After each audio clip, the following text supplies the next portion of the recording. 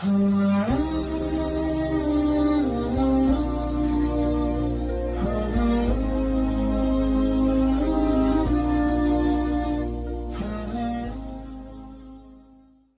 صلی اللہ علیہ وسلم کی جو سیرت طیبہ ہے اس کو ہم نے شروع کرنا ہے ابتدا سے۔ تو سرکار دو عالم صلی اللہ علیہ وسلم نے ارشاد فرمایا کہ انا دعوت ابی ابراہیم، کہ میں اپنے والد، اپنے باپ، اپنے دادا ابراہیم کی دعا ہوں جو اللہ نے مجھے مبعوث فرمایا۔ تو جناب ابراہیم علیہ السلام کے ساتھ اور ان کے بیٹے اسماعیل علیہ السلام کے ساتھ بڑا خصوصی تعلق ہے اس امت کا، سرکار دو عالم صلی اللہ علیہ وسلم کا۔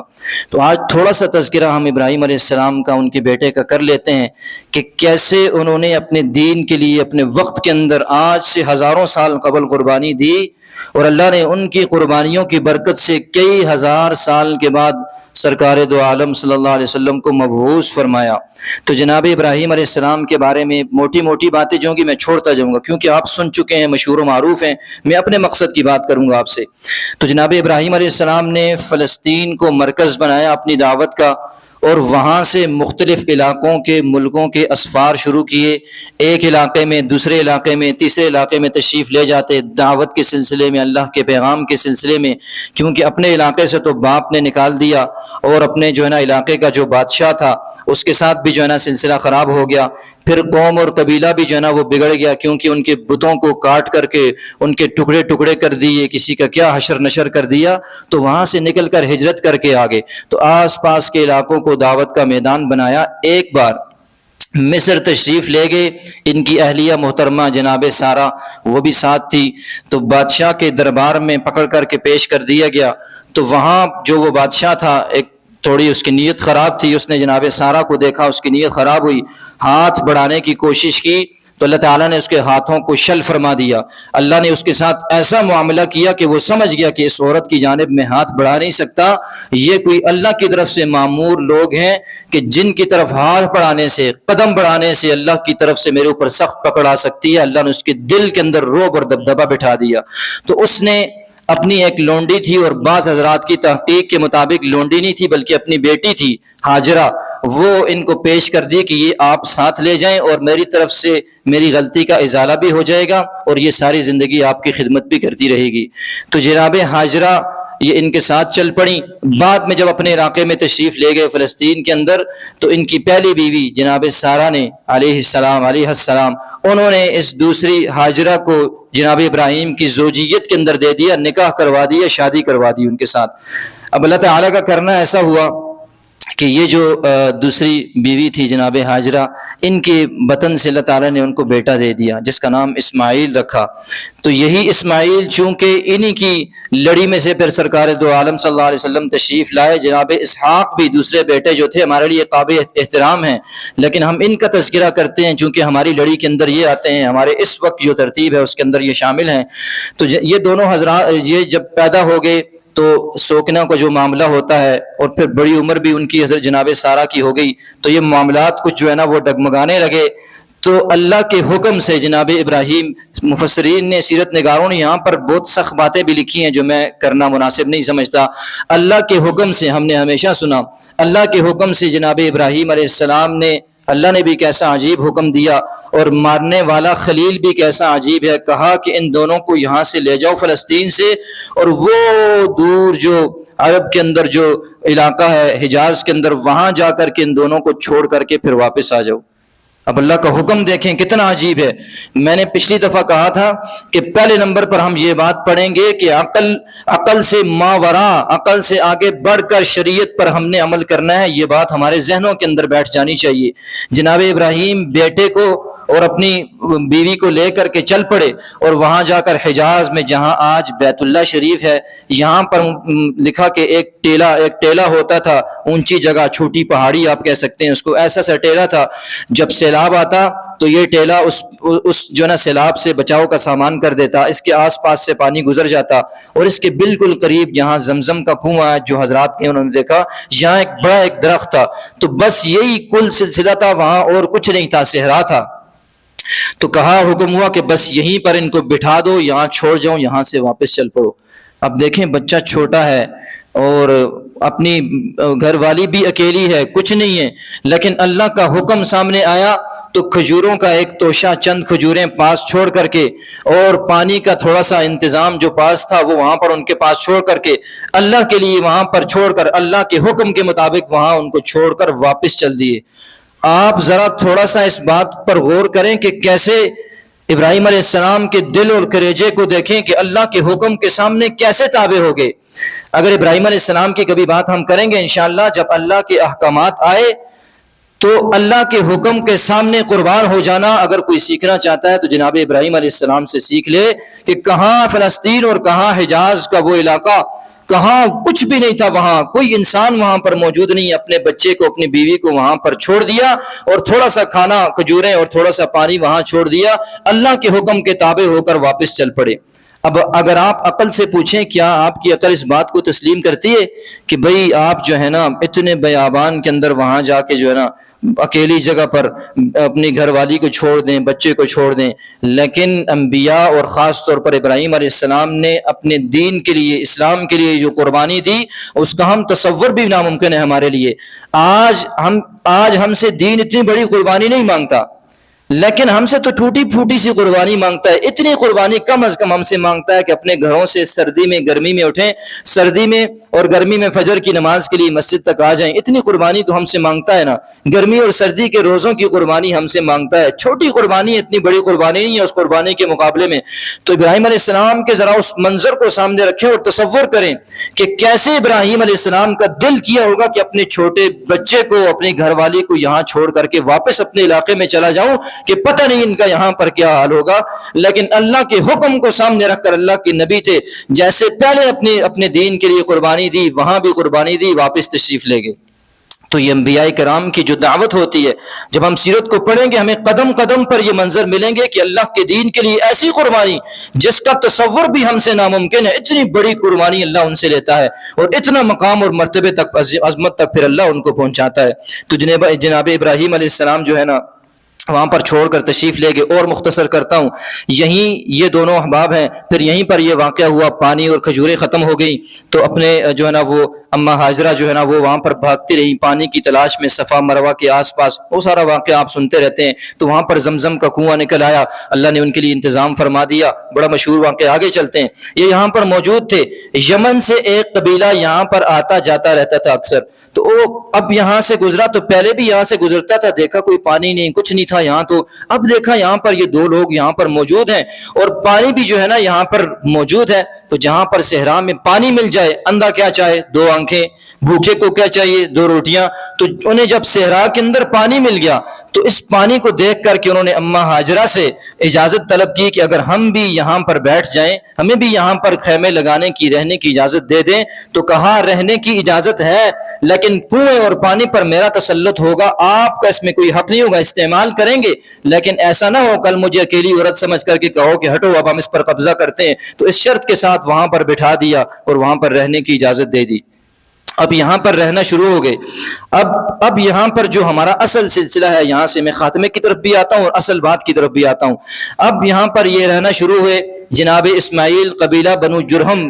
جو کے ساتھ رہنا، اٹھنا بیٹھنا اور ان کے بچوں کے ساتھ کھیلنا اور ان کے بڑوں کے ساتھ دیکھنا، یہ سارا سلسلہ یہیں سے جناب اسماعیل نے عربی زبان سیکھ لی اور عربی زبان کو سیکھا۔ اب یہاں سے ایک بات اور ذہن کے اندر بٹھا لیں، اب ابراہیم واپس فلسطین کے اندر تشریف لے گئے اور یہ لوگ یہاں موجود ہیں۔ اب جو ایک بات آپ حضرات کے ذہن میں ڈالنا چاہتا ہوں کہ اس کے بعد جو محفوظ طرق ہیں، اور بہت ساری دفعہ تشریف لائے ہوں گے ابراہیم علیہ السلام فلسطین سے حجاز، 4 دفعہ جو ہے نا یہ آنا ثابت ہے صحیح بخاری کی روایات سے، مشہور ترین اور صحیح روایات سے، مرفوع ترین روایات سے، کہ 4 دفعہ تشریف لائے۔ ایک دفعہ جب فلسطین کے اندر خواب دیکھا، جو ہم اکثر بڑی شہرت سے سنتے ہیں کہ میں اپنے بیٹے اسماعیل کو خواب کے اندر دیکھا ذبح کر رہا ہوں، اس کی گردن پر چھری پھیر رہا ہوں، تو فلسطین کے اندر خواب کو دیکھا، وہاں سے چل کر کے آئے، بیٹے سے کہا بیٹا خواب کے اندر یہ بات دیکھی ہے، تجھے میں ذبح کرتا ہوا دیکھتا ہوں کہ اللہ کے حکم سے تجھے ذبح کر رہا ہوں۔ تو نبی کا تو خواب سچا ہوتا ہے۔ اب یہاں پر ایک نقطہ اور بھی ہے، وہاں سے تشریف لائے یہاں صرف اللہ کے حکم کو پورا کرنے کے لیے۔ آپ دیکھیں خواب کے اندر دیکھا اور ہم تو جیتے جاگتے سنتے ہیں، سمجھتے ہیں، پڑھتے ہیں، سب کچھ نظر آتا ہے، ہمارے اندر عمل کا وہ جذبہ نہیں ہے، لیکن وہاں خواب کے اندر دیکھ رہے ہیں فلسطین چھوڑ کر کے حجاز میں آ کر کے اپنے بیٹے کے پاس اس کو ذبح کرنے کے لیے کہ میں تجھے ذبح کرنے آیا ہوں۔ اب آپ یہاں تصور کریں کہ اب وہ بیٹا بھی جس کی تربیت ابراہیم تو پاس نہیں تھے، ماں ہاجرہ کر رہی تھی، اب یہ بات بھی دیکھیں ہمارے معاشرے کے اندر جب باپ اور ماں الگ الگ ہو جائیں، یہاں تو چلیں طلاق کا سلسلہ بھی تھا، ایسی کوئی الگ صورت بن جائے تو ماں جو ہے نا، اور پھر ایسی بیابان جگہ پر کوئی چھوڑ کر چلا جائے تو ماں تو ویسے اپنی اولاد کو باپ کے خلاف کر دیتی ہے، دیکھو تیرا باپ وہاں عیش کر رہا ہے اور تو یہاں، ہم یہاں بیٹھے ہیں، ہمارے ساتھ کیا معاملہ ہو رہا ہے۔ ایسی بہترین تربیت کی، ایسا زبردست معاملہ کیا اس بیٹے کی، بچے کی تربیت کے ساتھ، ایسی دین کے مطابق تربیت کی، تو دین کے مطابق تربیت کرنا والد اور والدہ دونوں کی ذمہ داری ہے۔ ابراہیم موجود ہوتے خود تربیت کرتے، جناب ابراہیم موجود نہیں تھے، ان کی والدہ نے تربیت کا وہ حق ادا کیا کہ فلسطین سے والد آتا ہے، آ کر کے کہتا ہے بیٹا خواب کے اندر دیکھا ہے تجھے ذبح کر رہا ہوں۔ بیٹے نے بھی کہا ماں ان کی والدہ کی تربیت پر قربان جاؤں اسلام کے مطابق، کہا بجان جو خواب میں دیکھا ہے ففعل ما تؤمر، ایسا جواب دیا کہ قرآن نے نقل کر دیا قیامت تک کے لیے، بجان آپ کو جو حکم دیا ہے کر گزرے، اس کی پرواہ نہ کریں کہ میرے ساتھ کیا ہوگا، اللہ کا حکم ہے تو میں بھی قربان ہوں۔ آپ نے اللہ کے حکم پر اپنی محبت کو، اپنی پدری شفقت کو قربان کیا، ہمیں اتنا دور چھوڑ دیا، تو میں اللہ کی محبت کے لیے آپ کے ہاتھ سے ذبح ہونے کو بھی تیار ہوں۔ تو یہ انبیاء کرام کی وہ قربانی، اللہ کے حکم کے آگے وہ سرنگوں ہونا جو ہمارے تصورات سے بھی والا ہے۔ اب یہاں باپ کے ساتھ محبت اور شفقت کا معاملہ آپ دیکھیں، کتنی محبت ہے، کتنی شفقت ہے۔ آپ اپنے بچوں کو ایسی مجلسوں کے اندر جہاں والدین کے حقوق کی، بچوں کو اسلام کے مطابق تربیت کی گفتگو ضرور بٹھایا کریں۔ اگر آپ نہ بٹھائیں تو یہ محبتیں، یہ شفقتیں، یہ اسلام کی تربیت ان کے سامنے کیسے آئے کہ قرآن نے کہا اف نہ کرو اپنے والدین کے سامنے، کہ بیٹا اپنے باپ کے سامنے اپنے آپ کو ذبح کروانے کے لیے تیار ہے، ایسی تربیت ان کی والدہ نے کر دی۔ کچھ بعید نہیں ہے کہ آج بھی، میں آپ کو واقعہ سنا چکا ہوں، ہمارے سری پور کے ایک عالم ہیں، ان کے 3 بچے حافظ قرآن ہیں، والدہ بھی جو ہے نا عالمہ ہے، وہ اس دینی تربیت کا کتنا اثر ہوتا ہے، اگر آپ دینی ماحول فراہم کریں اپنے بچوں کو صحیح معنوں میں تو کتنا اثر ہوتا ہے۔ وہ کہنے لگے کہ میرے بچے تو بڑے فرمانبردار ہیں، قرآن کے حافظ ہیں تینوں، کہا کہ رات کو روزانہ میرے پاس آتے، میں بہت کوشش کرتا ہوں کہ اپنے جذبات کو کنٹرول میں رکھوں، گفتگو کرتے ہوئے خاص کر، لیکن کچھ چیزیں ہمارے دلوں کو جھنجھوڑ دیتی ہیں، دل چاہتا ہے کہ بلا کر، چیخ کر، چلا کر رو اس بات کے اوپر، آپ کو سمجھاؤں کہ یہ دین کتنی محبت دلوں میں بھر دیتا ہے۔ میں اپنے جذبات پر بس پر کنٹرول نہیں رکھ سکتا، تو فرمایا کہ اتنے فرما بردار ہیں، روزانہ رات کو سونے سے پہلے میرے پاس آتے ہیں، میرے پاؤں دباتے ہیں، میری خدمت کرتے ہیں، جانے سے پہلے میرے پاؤں کو چومتے ہیں تینوں حافظ بچے، اور یہ کیا کر جاتے ہیں کہ اماں تیرے اس قدموں کے نیچے اللہ نے ہماری جنت کو رکھا ہے، ہم اس کو اس لیے چوم کر کے روزانہ جاتے ہیں۔ تو یہ دین کی وہ تربیت ہے۔ آپ بچوں کو دینی محافل میں بٹھائیں، آپ ان کو اہل اللہ کے پاس، اچھے لوگوں کے پاس بٹھائیں جو ان کے دلوں میں محبت کو، تربیت کو بھر دیں کوٹ کوٹ کر، آپ کو کوئی نقصان نہیں ہوگا۔ ممبر اور مصلی آپ کے بچوں کا کبھی نقصان نہیں کرتا، ممبر اور مصلی آپ کے بچوں کو آپ کی بھی محبت اور اطاعت سکھاتا ہے، رسول اللہ کی بھی سکھاتا ہے، اپنے اللہ کی بھی سکھاتا ہے، وہ اللہ کے بھی قریب کرتا ہے، رسول اللہ کے بھی قریب کرتا ہے، آپ کے بھی قریب کرتا ہے، آپ سے آپ کے بچوں کو چھینتا نہیں ہے، آپ کی اور آپ کے بچوں کی محبت میں اضافہ کرتا ہے۔ اللہ ہمیں سمجھ نصیب فرمائے۔ تو بیٹا قربان ہونے کی، تو پہلی بار ابراہیم تشریف لائے فلسطین سے خواب دیکھنے پر، پھر دوسری بار تشریف لائے تو بیٹے سے ملاقات نہ ہوئی، تو ابراہیم جناب اسماعیل نے وہاں پر اپنے انہوں نے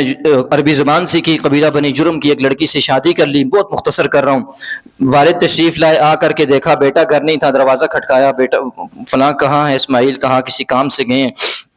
کچھ بات چیت پوچھی، گھر کے احوال پوچھے، کہا تنگ دست ہیں، حالات ٹھیک نہیں ہیں، صحیح بخاری کی مرفوع روایت ہے، کہا کہ حالات ٹھیک نہیں ہیں، میرا واپس آئے اسماعیل، یہ نہیں بتایا باپ ہوں، اسماعیل واپس آئے تو اس سے کہنا میرا سلام بھی دینا، یہ کہنا کہ گھر کی چوکھٹ تبدیل کر لے۔ واپس اسماعیل آئے تو چوکھٹ کا مطلب یہ تھا کہ تیری جو گھر والی ہے اللہ سے گلہ کرنے والی ہے، اور تیری گھر کی، تیرے بچوں کی، تیرے اہل کی صحیح حفاظت نہیں کرے گی، اللہ کی نافرمان ہے، تو اور ایسے شکوہ سر عام کرتی ہے باہر سے آئے ایک اجنبی کے سامنے، تو طلاق دے دی. کہا میرے والد نے تیری طلاق کا بولا ہے, تو میرے گھر کی اس طرح حفاظت نہیں کرتی جیسے نبی کا گھر ہے, نبی کی بیوی ہے, اس کی تربیت بھی, اس کی عظمت بھی بڑی دوبالا ہوتی ہے. قرآن نے کہا نا آپ صلی اللہ علیہ وسلم کی ازواج مطہرات سے, امت کی ماؤں سے, کہ آپ لستن کاحد من النساء, اے نبی کی بیویوں آپ عام عورتوں کی طرح نہیں ہو. یضاعف لها العذاب ضعفین, اگر آپ غلطی نافرمانی کرو گی تو عام لوگوں کی بنسبت آپ کو دوہرا گناہ ملے گا, آپ اچھا کام کرو گی تو دوہرا اجر ملے گا. تو نبی کی بیویوں کی عظمت بڑی دوبالا ہوتی ہے. یہ دوسری بار. تیسری بار تشریف لائے تو اسی قبیلہ بنی جرہم سے دوبارہ اس کے جو سردار تھا اس کی لڑکی سے جو ہے نا جناب اسماعیل نے شادی کی. آئے پھر وہی پوچھا, جناب اسماعیل گھر میں نہیں تھے, بات چیت کی, کہا بہت اللہ کا شکر ہے, آسودہ حال ہے, اور اللہ کی حمد و ثنا بیان کی اس عورت نے. تو کہا اسماعیل واپس آئے سلام دینا اور اس سے کہنا کہ جو ہے نا گھر کی چوکھٹ کو برقرار رکھو. تیسری بار یہ واپس چلے گئے. اب چوتھی بار پھر تشریف لائے. اب یہاں سے بات کو ختم کرتا ہوں. چوتھی بار تشریف لائے, آ کر کے کہا آئے تو جناب اسماعیل جو ہے نا یہ جہاں پر زمزم کے پاس وہ درخت تھا وہاں تشریف فرما تھے, اور وہاں پر بیٹھے ہوئے تیر جو ہے نا وہ چھیل رہے تھے. تیر کی جو نوک آگے بنائی جاتی ہے, اس زمانے کے اندر بھی بنائی جاتی ہے, اس نوک کو آگے سے چھیل رہے تھے, تیز کر رہے تھے. اب یہاں دیکھیں باپ اور بیٹے کی ملاقات کا منظر, کہ کہاں بچپن میں تشریف لائے تھے ایک بار جب ذبح کرنے کا معاملہ تھا, اور پھر آج دوبارہ ملاقات ہو رہی ہے. بیٹے کو دیکھا وہاں پر موجود ہیں, اور باپ بھی نرم دل, کہ قرآن میں اللہ فرما رہے ان ابراہیم لحلیم اواہ منیب, کہ ابراہیم علیہ السلام تو بڑے بردبار, بڑے نرم دل, بڑے اللہ کی طرف رجوع کرنے والے, بڑے نرم دل کے مالک تھے, کہ اللہ سے کہنے لگے یہ جو آپ لوط علیہ السلام کی قوم پر عذاب کا فیصلہ کیے, اللہ ان کو چھوڑ دیجیے, ان کو تھوڑی سی مہلت. اللہ نے عذاب کا فیصلہ کر لیا, فرشتے بھیج دیے. وہ فرشتے راستے میں ابراہیم علیہ السلام کے پاس رکے, جناب اسحاق کی بشارت دی, تو کہنے لگے کہ کہاں جا رہے ہو؟ جا رہے ہیں اگلی بستی میں, لوط علیہ السلام کی بستی کو آج غرق اور تباہ و برباد کریں گے, اللہ کا عذاب اس کے اوپر آئے گا. مسلح بچھا لیا فرشتوں کے جانے کے بعد, اللہ سے مانگنے لگے اللہ تھوڑی مہلت ان کو اور دے دیجئے, اللہ ان کو معاف فرما. اس لیے اللہ نے کہا کہ ابراہیم بڑا ہی بردبار ہے, بڑا نرم دل ہے, کہ جس کے بارے میں بردباری کو پیدا کرنے والا رب جو ہے نا وہ فیصلہ کر چکے عذاب کا. ابراہیم اس کے بارے میں بھی کہہ رہے ہیں اللہ ان کو ذرا صبر کیجیے, ابھی نہ عذاب دیجیے. تو ابراہیم اتنے نرم دل اور شفقت پدری اور محبت بھری ہوئی کوٹ کوٹ کر دل کے اندر, اتنے عرصے کے بعد آ کر کے بیٹے کے سامنے, اور بیٹا بھی اطاعت شعار, وفا شعار, کہ باپ نے کئی عرصے کے بعد واپس آنے کے بعد کہا ذبح کرنے کے لیے آیا ہوں خواب کی بنیاد پر جان. تو یہ محبت اور تعلق ہے نا آپس میں. تو آپ اس منظر کو دیکھیں کہ جب آپس میں ملے ہوں گے, آپس میں گلے لگایا ہوگا ایک دوسرے کو, تو کیسی محبت کا, کیسی شفقت کا پھر اظہار کیا ہوگا, اور پھر اس محبت کے اندر چاشنی بڑھ جاتی ہے, اس محبت کا رنگ دوبالا ہو جاتا ہے جب یہ جدائی بھی, جب یہ ملاقات بھی صرف اللہ کی رضا کے لیے ہو. آج ہماری جدائیاں بھی اپنی ذاتی انا کے اوپر ہوتی ہیں, ہماری ملاقاتیں بھی ذاتی انا کے اوپر ہوتی ہیں, ذاتی معاملات خواہشات پر ہوتی ہیں. تو وہ محبتوں, وہ جدائی کی چاشنیاں, ملاقات کی چاشنیاں تو وہی سوچ سکتے ہیں. فرمایا کہ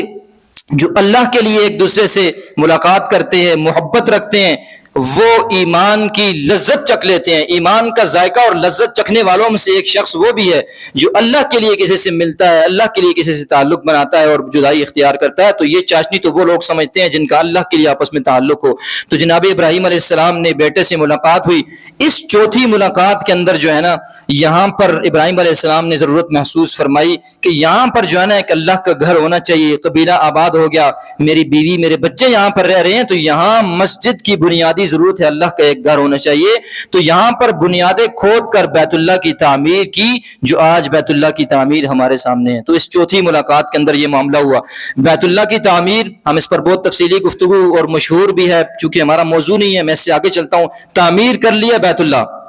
تعمیر کرنے کے بعد 3 دعائیں اسی مقام پر کھڑے ہو کر مانگی, جو آج کا سبق بھی ہے, جو ہمیں دلوں کے اندر بٹھانا بھی ہے, بسانا بھی ہے, اور اس کو اپنے اس سیرت کے اس آج کی نشست کا پیغام بھی سمجھنا ہے. پہلی دعا, اتنی محنت کی اس دور کے اندر, بڑے بڑے پتھر دونوں باپ بیٹا اٹھا کر کے لا رہے ہیں, اپنے ہاتھ سے بیت اللہ کی تعمیر کر رہے ہیں, اور باپ جو ہے اوپر پتھر لگا رہا ہے, بیٹا اٹھا کر کے دے رہا ہے. کتنی محبت اور محنت سے وہاں ان دونوں ساتھیوں نے کام کیا.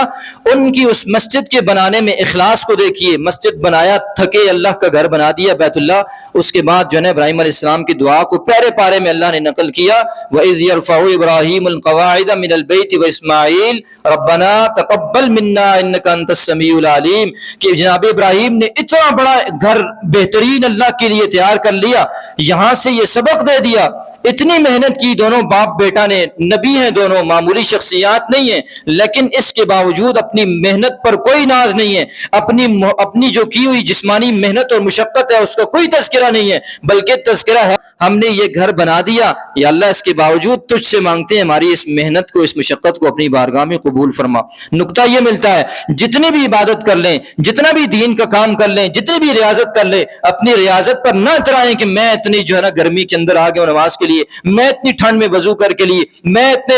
وقت میں روزہ رکھ لیا، بلکہ اللہ کا شکر ادا کرے، اللہ ٹوٹا پھوٹا سا ہے یا اللہ تو اپنی بارگاہ میں قبول فرما لے. ابراہیم نے یہ سبق دیا کہ کوئی بھی نیک کام کرنے کے بعد اللہ کے سامنے دستے طلب دراز کر کے اس کی قبولیت کی دعا مانگنی چاہیے. تو پہلا کام ابراہیم علیہ السلام نے بیت اللہ کی تعمیر کے بعد اللہ سے قبولیت مانگی، اور جس نیک عمل کے بعد اللہ سے قبولیت مانگ لی جائے، اپنی کمزوری کو ظاہر کر دیے جائے، اس عمل کے اوپر قبولیت کی مہر پھر لگ جاتی ہے. اللہ کی ذات عالی اور عظمت کی شان کے مطابق میں اور آپ چاہیں بھی تو عمل کر ہی نہیں سکتے. ہمارے اندر اتنا اخلاص ہی نہیں ہے، اتنی محبت ہی نہیں ہے، ہمارا اتنا اللہ کے ساتھ تعلق ہی نہیں ہے. لیکن جب ہاتھ اٹھائیں گے اللہ کمیاں رہ گئی ہیں تو قبول فرما لے، اپنی کمزوری کا اظہار کریں تو اللہ نے خود فرمایا خلق الانسان ضعیفا، انسان کو تو پیدا ہی میں نے کمزور کیا، آپ کمزوری کا کہیں اللہ کو تو اللہ آپ کے عمل کو قبول فرما لے گا. تو پہلا کام. دوسری دعا کی، اب یہ بڑی اہمیت کی حامل دعا ہے، ربنا وبعث فیہم رسولا منہم. بیت اللہ تعمیر کر دیا، قبولیت کی دعا مانگ لی. اب سب سے اہم مرحلہ تھا، اس بات کو سمجھ لیجئے کہ اللہ اس مسجد کا، اس بیت اللہ کا یا اللہ ایک متولی اور ایک یا اللہ ایسا شخص بھی بھیج دے جو یہاں پر اس مسجد کے، اس جو ہے نا بیت اللہ کے اعمال کو زندہ کرے. اور اعمال کا بھی تذکرہ فرمایا، یتلو علیہم آیاتک، اے رب ایسا بندہ بھیج دے جو آپ کی آیات جو آسمان سے اترے ان کی تلاوت بھی کرے. وَيُعَلِّمُهُمُ الْكِتَابَ، پھر تلاوت کے ساتھ ان کو تشریح اور تفسیر بھی پڑھائے. تیسرے نمبر پر والحکمت، اور حکمت اور بصیرت کی باتیں بھی بتائے کہ یہ نہیں کہ بس پڑھ لیا اور نکل گئے، ہر طرف بغیر سوچے سمجھے ہر شخص کو ہر وقت دعوت دینی ہے، اگر بندہ نہ ملے تو درختوں کو دعوت دینی ہے، دیواروں کو نہ. حکمت اور بصیرت کے ساتھ قرآن نے حکم دیا ادعو الی سبیل ربک بالحکمت والموعظۃ، کہ صرف دعوت نہیں ہے، اس کے ساتھ حکمت اور بصیرت بھی ہے. حکمت اور بصیرت نہ ہو تو یہ دعوت انسان کو نقصان پہنچاتی ہے. جیسے اسلحے کی ٹریننگ نہ ہو، میدان میں اتر جائیں تو بجائے فائدے کے نقصان ہوتا ہے. اسی طرح دعوت کے میدان کے اصول اور ضابطے پتہ نہ ہو، دعوت کی حکمت اور بصیرت پتہ نہ ہو تو فائدے کے بجائے نقصان ہوتے ہیں. مثالیں ہزاروں ہمارے سامنے موجود ہیں. تو تیسرا اور چوتھے نمبر پر فرمایا وَيُزَكِّيهِمْ، اور ان کے دلوں کو بھی پاک کرے، ایسا بندہ بھیج دے. یہ چار مقاصد ہیں نبوت کے. ان چار مقاصد پر دنیا میں جہاں کہیں جو تنظیم، جو جماعت، جو فرد بھی اکیلا بھی یا مل کر بھی کوئی بھی دین کے کسی بھی شعبے کو ادنا سا بھی کام اس کے اندر کر رہا ہے، سب کے سب ہمارے لیے قابل احترام ہے. دین کے سارے شعبوں میں کام کرنے والا ادنا بندہ بھی ہمارے سر کے اوپر بٹھانے کے، سر کے تاج کے قابل ہے، یہ یاد رکھیے گا. اور یہاں پر یہ تصور بھی کہ بیت اللہ بنایا، بیت اللہ بنانے کے بعد اہم ذمہ داری اس بیت اللہ کو چلانے والا، یہاں پر اعمال کو زندہ کرنے والا. یہاں سے یہ سبق لے کر کے جائے میرے جمعوں کے بیانات کے اندر اور دروس کے اندر بیٹھنے والے احباب، لیکن چونکہ باقی حضرات بھی ہیں تو اس پیغام کو دوبارہ ذہنوں کے اندر بٹھائیں. مسجد بنانا اہل اسلام کی ذمہ داری ہے، لیکن بنانے کے بعد اس کے اہل بندے کے سپرد کرنا یہ اس سے بڑی اور بہترین ذمہ داری ہے. آپ مسجد بنا لیں اور اہل بندے کے سپرد نہ کریں، غرق کر دے گا، آپ کی پوری نسل کو غرق کر دے گا. ہمارے سامنے آپ نظر دوڑائیں گے بہت مثالیں، میں اشارہ نہیں کرتا. اور یہاں پر یہ بھی سمجھ لیجئے کہ ہمارے ہاں کروڑوں کی، لاکھوں کے اخراجات مسجد کے اوپر ہو جاتے ہیں، لیکن اندر مسجد کی آبادی کوئی نہیں ہوتی. مسجد نبی تو کچی تھی لیکن اس کے اندر اعمال ایسے اخلاص والے تھے، آباد تھی اندر سے، ہر وقت مختلف قسم کے حلقہ جات سے آباد تھی، ہر قسم کی تعلیم و تدریس وہاں پر ہو رہی تھی. آج لوگ لاکھوں کروڑوں روپے لگا دیتے ہیں لیکن ان کے اندر یہ صلاحیت نہیں ہوتی کہ یار اس کے اندر آ کر کے کوئی کام کر سکے. کیوں انہیں پتہ ہے یہاں پر اگر بچے ہوں گے, تعلیم و تعلم کا سلسلہ ہوگا, طلباء آئیں گے, لوگوں کا آنا جانا لگا رہے گا, تو پھر الماریاں بھی ٹوٹتی ہیں, پھر شیشے بھی ٹوٹتے ہیں, پھر قالین اور صفیں بھی گندی ہوتی ہیں, پھر وضوخانے اور واش رومز بھی گندے ہوتے ہیں. تو بعض لوگوں کا پھر دل کروڑوں لگا دیتے ہیں, لیکن اس بات پر آمادہ نہیں ہوتا کہ یار بس صاف ستھرا رہے اللہ کا گھر. کیونکہ ابراہیم کو بھی, اسماعیل کو اسی مقام پر اللہ نے حکم دیا تھا, میرے گھر کو لوگوں کے لیے پاک صاف اور ستھرا رکھو. بس اسی پر یہ عمل کر لینا کہ مسجد بالکل صاف ستھری ہو, بس اور نہ کوئی آئے نہ کوئی جائے, بس آرام سکون سے. صرف نماز ہی پڑھنی ہے تو ایسے کروڑوں اور لاکھوں کا خرچہ کرنے کا کیا فائدہ. میں صرف جو ہے نا اس کے لیے